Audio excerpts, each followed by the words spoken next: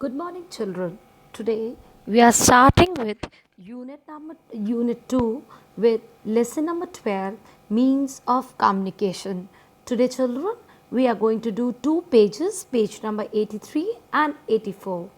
I would like to tell you in this chapter we are going to study about different means of communication. So, children, now open your book to page number 83 and take one pencil also because I will be telling you to underline also. We send messages to our friends and relatives.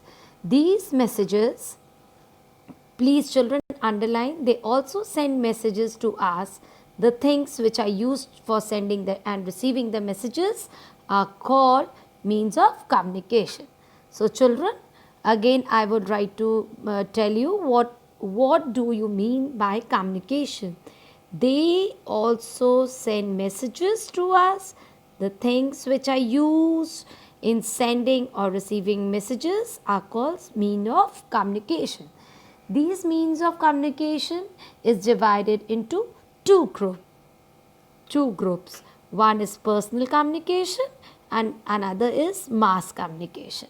Now, we will be starting with personal communication. Some of the examples of personal communication are postcards, inlaid letters and envelopes. So, the postcard is the cheapest means by which we can send messages across any part of a country. A postcard can be bought from a post office. Nowadays we are using very less of these all things. But if you will ask your parents, your grandparents, they will tell you how much they use this postcard. And now the modern techniques have come, so people have stopped using this. Very less number of people use this. Indian letters and envelopes are also sold here. So when you want to see these, you can go in the post office or you can ask your parents to show you original postcard, inland letters and envelopes. Now you can, I will like to tell you something about this postcard. In this postcard there are two sides. So on you can see this. This is the this. Here we write address to whom we are sending, and here on the other side we start writing the letter, what we want to pass on the communication, what we want to do communication, and then on this is the continuation of the message from the backup part. And then you can see here we write all the address, pin code, number, everything. On the last line we write the pin code number. Every city has a different pin code number. Every district have a different pin code number. Now page number 84 you can see I will be telling you the definition of pin code.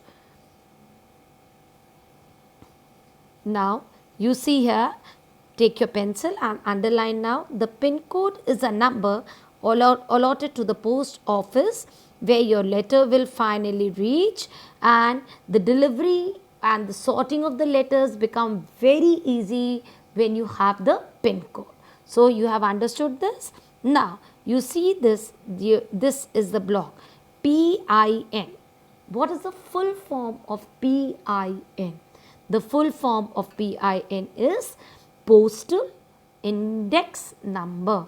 And we have been studying from very childhood that the postman is the person who bring us the letters from the post office. The postman looks at the address and then delivers the letter. But now buses, trains and aeroplanes are helping to deliver the letters and to be move fast, and then they go to the post office, and from there the things come to us, to our relatives also. Now you come to inland letter. You can see here, you can see this picture over here. This is an inland letter. Again I am saying you can request your parents to show you an original inland letter. Now you can see here the stamp.